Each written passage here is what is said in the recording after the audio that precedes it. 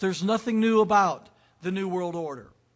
There were the Medo-Persians, the Assyrians, the Babylonians, the Greeks, the Romans. Each of these empires rose under the ambition of bringing nations under their authority. There was Alexander, Napoleon, Xerxes, Stalin, Hitler. Again, all of these had one common denominator, a desire to bring nations under one global power and one global authority. And that's exactly what we find happening in Genesis chapter 11. Again, I refer to that text. Go to verse 3, let us make brick and burn them thoroughly. And they had brick for stone and slime for mortar. And they said, let us build us a city and a tower, whose top may reach into heaven. Let us make us a name, lest we be scattered among the face of the earth. We will not be independent nations. We will be one nation. We will not be independent countries. We will be one country. We will not be independent people. We will be one people. We will have our heaven right here under our name.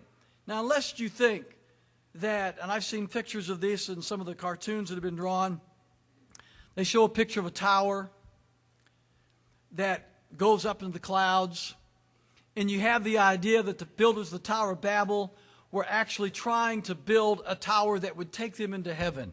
That's a complete misrepresentation of what's going on here. They were not stupid people. They were not trying to build a building that would go all the way into the upper atmosphere. When it says that we may build us a building, a name, that we may reach into heaven, what they were saying was, we are going to build an empire. We are going to usher in heaven on earth under our name, in our government, in our authority. We are going to bring heaven to earth. We don't need God and His authority. We will be God, and our authority is all that the world needs. It is a substitution of heaven. Every dictator, tyrant, the ones I've named a minute ago, and the many others we could name, has all suffered from the same malady.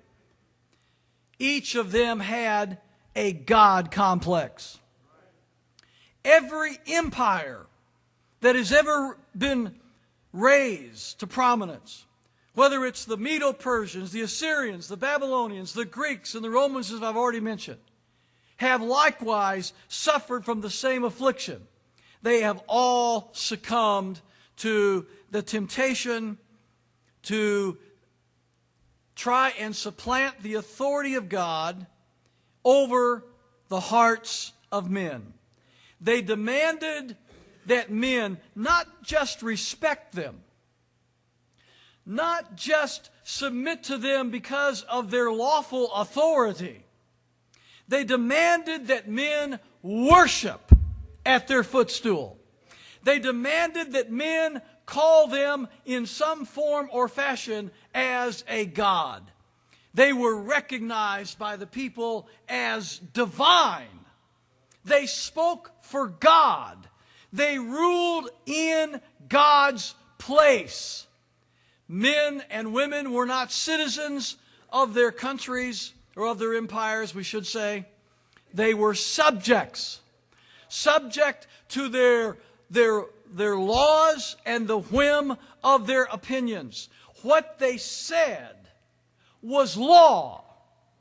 They did not have to justify what they did or how they did it. They were a law unto themselves. Every empire thus raised has, in essence, attempted to usurp the authority of God over the hearts of men. To be a world order, in order to have a world order, there are three things that are required. If you don't write these down, then memorize them or get the video and listen to them again. But don't forget this. Every empire must have three things. They must have a global government, including a global military. They must have a global economy, and they must have a global religion.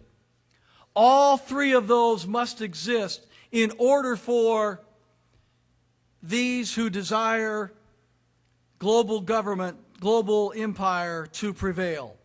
Again, global government, including a global military, a global economy, and a global religion. All three of these are necessary. We have a form of the above right now. Right now. It has already been created.